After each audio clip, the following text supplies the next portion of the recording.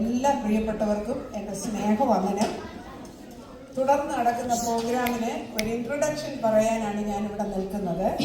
ഇന്ന് ഈ വേദിയിൽ അവതരിപ്പിക്കുന്നത് ICI ക്രിയേഷൻസിന്റെ ഏറ്റവും പുതിയ കലാസൃഷ്ടി ഒരിക്കലും നഷ്ടം വരാത്ത നിക്ഷേപം. ഇതിന്റെ കഥാ പശ്ചാത്തലം വായിക്കുവാൻ ആഗ്രഹിക്കുന്നു. തോമസ് അച്ചായന്റെ 70ാം ജന്മദിനം ആഘോഷിക്കാൻ മക്കൾ മൂവരും നേരത്തെ തന്നെ എത്തിച്ചേർന്നിട്ടുണ്ട്. തോമച്ചായനാകട്ടെ ആഘോഷങ്ങളിലൊന്നും ഒട്ടും താല്പര്യമില്ല. അദ്ദേഹം ഭാര്യ മേരിക്കുട്ടിയുമൊത്ത് ഫ്രൈഡേ പ്രയറിന് പോയിരിക്കുന്നു. ഇതൊരു സർപ്രൈസ് പാർട്ടി ആക്കുവാനുള്ള ശ്രമത്തിലാണ് മക്കൾ.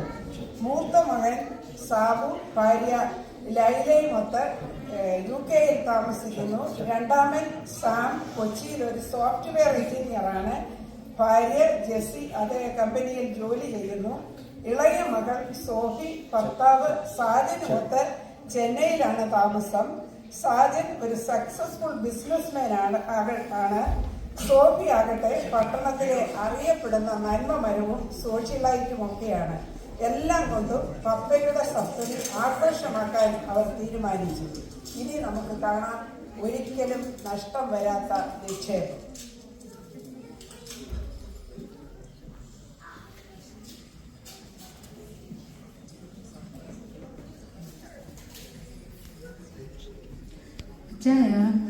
ഇന്നത്തെ നമ്മുടെ ഉപവാസ പ്രാർത്ഥന വലിയ അനുഗ്രഹമായിരുന്നില്ലേ?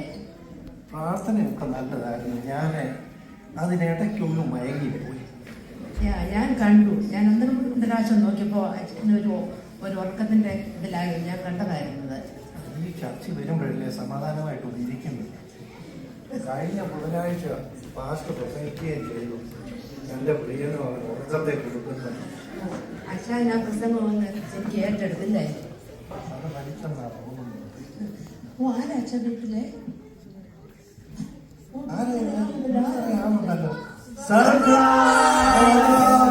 നിങ്ങളൊക്കെ എപ്പോഴാ മക്കളെ വന്നേ?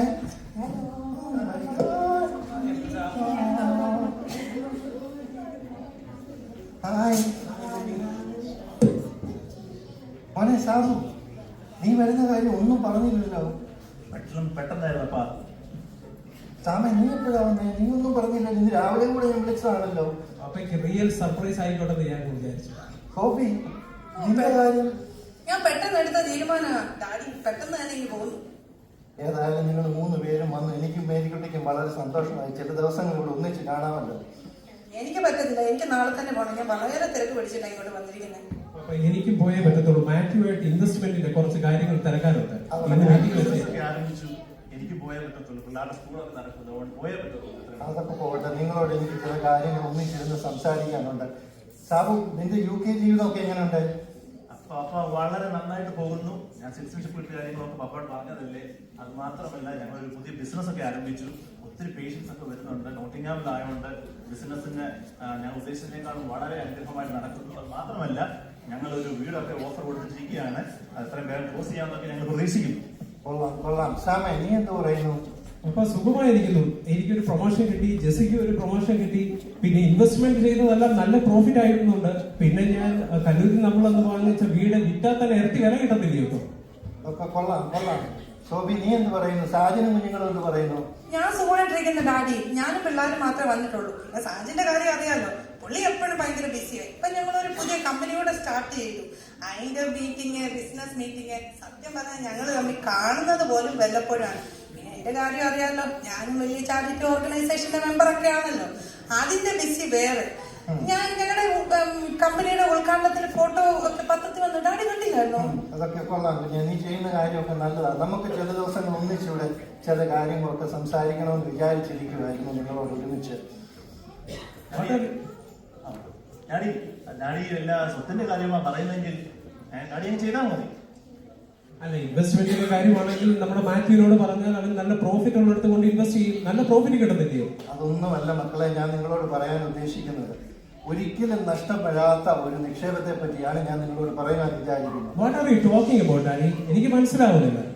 അതെന്ത് നിക്ഷേപമാണ്? മേരിക്കുട്ടി, നീ സദൃശ്യവാക്യം 19:17 വായിച്ചേ. എളിയവനോട് കൃപ കാട്ടുന്നവൻ യഹോവയ്ക്ക് വായ്പ കൊടുക്കുന്നു. അവൻ ചെയ്ത നന്മയ്ക്ക് അവൻ പകരം കൊടുക്കും. ദൈവത്തിന് കടം കൊടുക്കുക, അത് തന്നെ പദ്ധതി. ദൈവത്തിന് കടം കൊടുക്കും. ദൈവം എന്നാ കടം വാങ്ങിക്കാൻ തുടങ്ങിയത്? ഈ ഇത് ഞങ്ങൾ പറഞ്ഞില്ലല്ലോ. എളിയവനോട് നിങ്ങൾ ചെയ്യുന്നതെല്ലാം ദൈവത്തിന് കടം കൊടുക്കുന്നതാണ്. മോളെ, നീ ആ യെശയ്യാ പ്രവചനം 58-7 വാക്യം ഒന്ന് വായിച്ചേ.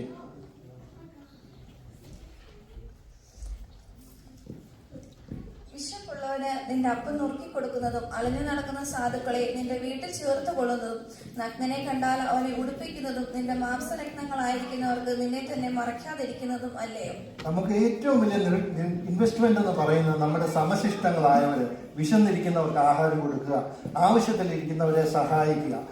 ആ കാര്യങ്ങളൊക്കെ നാം ചെയ്യുന്നെങ്കിൽ അവിടെയാണ് ഏറ്റവും കൂടുതൽ ദൈവം പ്രസാദിക്കുന്നത്. പ്രവാചകവാക്യം ഒന്ന് വായിച്ചു നോക്കി, 58-10 വാക്യം കൂടെ ഒന്ന് വായിച്ചു. വിശപ്പുള്ളവനോട് നീ താല്പര്യം കാണിക്കുകയും കഷ്ടത്തിലിരിക്കുന്നവന് തൃപ്തി വരുത്തുകയും ചെയ്യുമെങ്കിൽ നിന്റെ പ്രകാശം ഇരുളിൽ ഉദിക്കും, നിന്റെ അന്ധകാരം മധ്യാഹ്നം പോലെയാകും. നിന്റെ അന്ധകാരം മധ്യാഹ്നം പോലെ ആകുവാനും ഇരുട്ടിൽ പ്രകാശം ഉദിക്കാനും ഇതിൽ പരം വലിയ ഒരു നിക്ഷേപം നമുക്കില്ല. ഡാഡി, ഇതെല്ലാം ഞാൻ മനപ്പാഠം പഠിച്ച വാക്യങ്ങളാ. ഇതെല്ലാം മറന്നുപോയി. ഈ ഓട്ടമല്ലേ ഓടുന്നത്? മോനെ, നാം ജീവിത സാഹചര്യത്തിൽ പല കാര്യങ്ങളുടെ പിന്നിൽ ഓടുമ്പോൾ പല കാര്യങ്ങളും നാം മറന്നുപോകും. എന്നാൽ ഇടയ്ക്ക് നമ്മളൊന്ന് ഇരുന്ന് ചിന്തിച്ച് പുറകോട്ടുള്ള കാര്യങ്ങളൊന്ന് ചിന്തിക്കുന്നത് ഏറ്റവും നല്ലതായിരിക്കും. അത് ഞങ്ങൾ ചർച്ചയിൽ പോവുകയും ദശാംശം കൊടുക്കുകയും താഴ്ത്തു കൊടുക്കുകയും ഒക്കെ ചെയ്യുന്നുണ്ടല്ലോ. അതൊക്കെ നല്ല കാര്യം തന്നെ. എന്നാൽ ദൈവം നിങ്ങളുടെ കയ്യിൽ ഏൽപ്പിച്ചിരിക്കുന്ന കാര്യങ്ങൾ നിങ്ങൾ ശരിയായ വണ്ണം വിനിയോഗിക്കുന്നുണ്ടോ എന്നുള്ളതാണ് പ്രധാന കാരണം.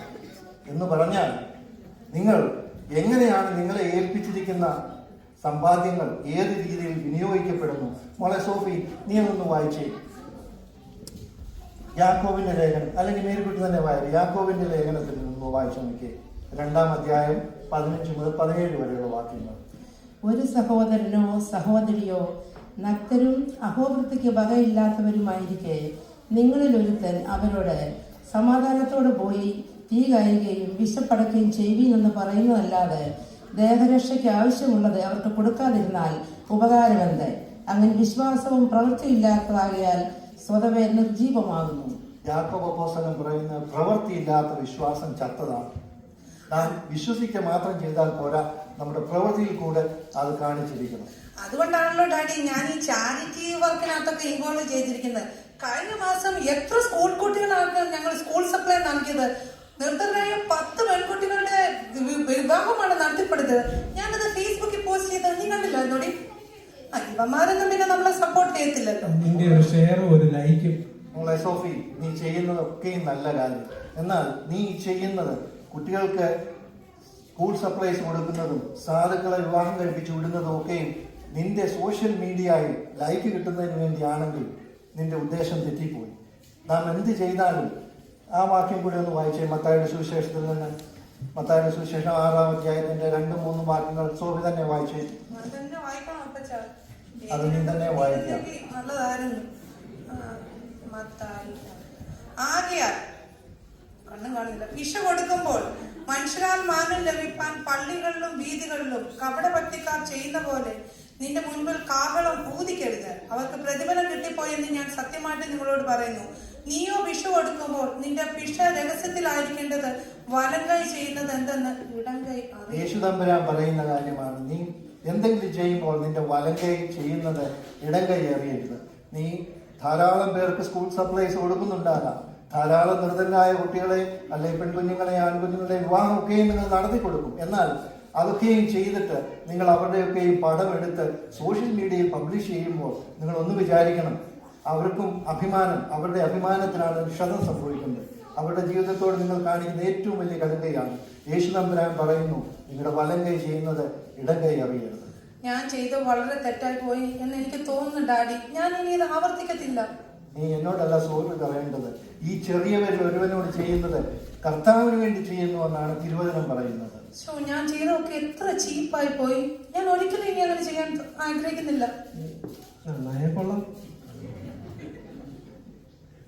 നിങ്ങളുടെ ജീവിതത്തിൽ നിങ്ങൾക്ക് ദൈവം തരുന്ന നന്മകളെ ഏത് രീതിയിൽ വിനിയോഗിക്കണം? നമ്മുടെ ചർച്ചിൽ നല്ല ഒരു ചാരിറ്റി ബോർഡുണ്ട്. ഇവിടെ ലഭിക്കുന്ന എല്ലാ ആപ്ലിക്കേഷനും സൂക്ഷ്മമായി പരിശോധിച്ച ശേഷം ഏറ്റവും അർഹരായവർക്ക് മാത്രമേ അതിൽ നിന്ന് സഹായം കൊടുക്കുകയുള്ളൂ. നിങ്ങൾ കൊടുക്കുന്ന ഒരു പൈസ പോലും നഷ്ടമായി പോവുകയില്ല, അത് ദുർവിനിയോഗം ചെയ്യുകയില്ല. അപ്പച്ചൻ രാവിലെ പറഞ്ഞ കഥ ഇവരോടൊന്ന് പറഞ്ഞായിരുന്നെങ്കിൽ അതങ്ങ് അവർക്കൊരു നിങ്ങൾ ആത്മീയവർത്തനമല്ല. ഇതുവരെ അറിഞ്ഞിട്ടില്ലാത്ത ഒരു ബാല്യകാലം എനിക്കുണ്ടായിരുന്നു. അത് എനിക്ക് 15 വയസ്സുള്ളപ്പോൾ, ഇന്നേക്ക് 55 വർഷങ്ങൾക്ക് മുമ്പ്, ഞാൻ സ്കൂൾ വിദ്യാഭ്യാസം കഴിഞ്ഞ് കോളേജിൽ പോകുവാൻ തയ്യാറെടുത്ത് നിൽക്കുമ്പോഴാണ് എൻ്റെ പിതാവ് പെട്ടെന്ന് മരണമടയുന്നത്. അതോടുകൂടെ എൻ്റെ സ്വപ്നങ്ങളെല്ലാം താറുമാറായി. എന്നാൽ ഞങ്ങളുടെ സഭയിലെ വിദേശത്തുള്ള ജോലി ഉണ്ടായിരുന്ന ഒരു സഹോദരനാണ്, ആ നല്ല മനുഷ്യനാണ് എൻ്റെ തുടർന്നുള്ള കാര്യങ്ങളെല്ലാം ഏറ്റെടുത്ത് നടത്തുന്നത്. എന്നാൽ അദ്ദേഹം ഈ വിവരം ആരോടും പറഞ്ഞില്ല. ഇന്നും അദ്ദേഹം അത് സൂക്ഷ്മമായി സൂക്ഷിച്ചിരിക്കുന്നു. അത് എൻ്റെ ഡിഗ്നിറ്റി കാത്തു സൂക്ഷിക്കാൻ വേണ്ടിയാണ് ആ നല്ല മനുഷ്യൻ അങ്ങനെ ചെയ്തത്. അതൊന്നും ഞങ്ങൾക്ക് അറിയത്തില്ലായിരുന്നു. അതെന്റെ കുറ്റം. ഞാനത് നിങ്ങളോട് ഷെയർ ചെയ്യേണ്ടതായിരുന്നു. ഡാഡി, എനിക്കുള്ളതിൽ നിന്ന് ഒരു പങ്ക് പാവങ്ങൾക്ക് ഞാൻ മാറ്റിവെക്കും. അതിന് എനിക്ക് കുഴപ്പമില്ല. എന്നെ കൂടെ അതിനകത്ത് പങ്കെടുപ്പിച്ചു. നിങ്ങളെടുത്ത തീരുമാനം വളരെ നല്ല തീരുമാനമാണ്. നിങ്ങൾ മുന്നോട്ടുള്ള ജീവിതത്തിൽ ദൈവം നിങ്ങളെ ഏത് രീതിയിൽ അനുഗ്രഹിക്കുന്നു അതനുസരിച്ച് നിങ്ങളുടെ ചുറ്റുമുള്ള സമശിഷ്ടങ്ങളുടെ ആവശ്യങ്ങൾക്ക് വേണ്ടി, വിശപ്പുള്ളവനെ ആഹാരം കൊടുക്കുവാനും ആവശ്യത്തിലിരിക്കുന്നവരെ സഹായിക്കാനും നിങ്ങൾ ഇങ്ങനെ ഒരു തീരുമാനമെടുക്കുന്നെങ്കിൽ ദൈവം നിങ്ങളെ ധാരാളമായി അനുഗ്രഹിക്കും. Oh my God, it's too late. Can we cut the cake now? ഞാനതൊന്ന് മറന്നുപോയിരുന്നു. കേക്കിന്റെ കാര്യം മറന്നുപോയി.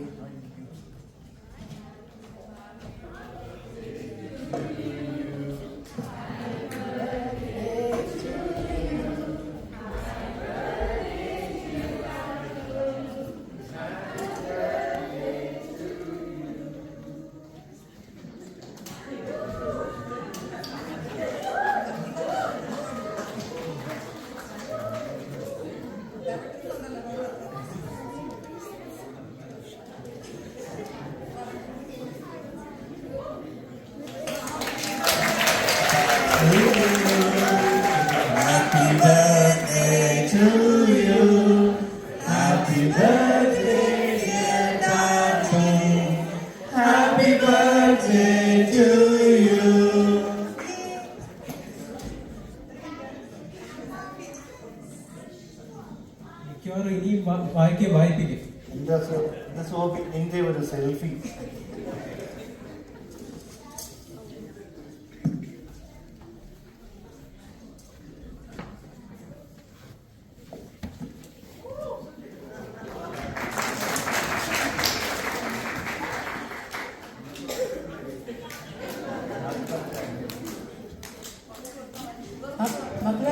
മക്കളെ കുറച്ച് ഷുഗർ കൊടുത്താൽ മതി. പേരുകുട്ടി കാണാതെ വന്നാൽ മതി.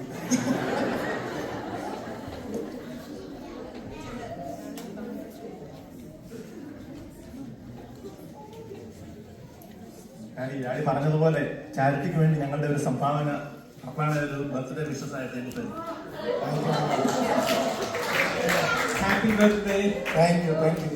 മക്കളെ, ഇതൊന്നും എനിക്കിപ്പോൾ ആവശ്യമില്ലായിരുന്നു. സന്തോഷമല്ലേ ഡാഡി? ദൈവം എന്നെ ധാരാളമായി അനുഗ്രഹിച്ചിട്ടുണ്ട്. ഇത് നിങ്ങളുടെ എല്ലാവരുടെയും വകയായിട്ട് നമ്മുടെ ചർച്ചിന്റെ ചാരിറ്റി ബോർഡിലേക്ക് ഞാൻ സംഭാവന ചെയ്യുന്നതായിരിക്കും. ജനുവരി മാസത്തിൽ ഇവിടെ നിന്ന് വയനാട്ടിലേക്ക് 40 പേരടങ്ങുന്ന ഒരു ടീം ചാരിറ്റി പ്രവർത്തകരായിട്ട് പോകുന്നു. ഈ തുക മുഴുവനായി ചാരിറ്റി ഡയറക്ടർ ഏൽപ്പിക്കുന്നതായിരിക്കും. ദൈവം നിങ്ങളെ അനുഗ്രഹിക്കും. That's a good idea.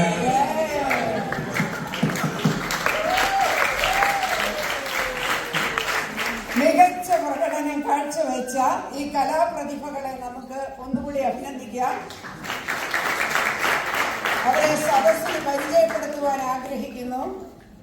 തോമാച്ചായൻ Sam Thomas, Marykutty Leelamma, Sabu Glanson Cherian, Sam Aby Abraham, Jessy Christine, Sophie Jolly Thomas, grandchildren Lydia, Celine, Evelyn. Our special coordinator and co-director, Pastor Jose Memina. Without his help, it was not possible. He is the one who coordinated every single practice. Thank you, Pastor. And written by Tangama Samuel. Thank you.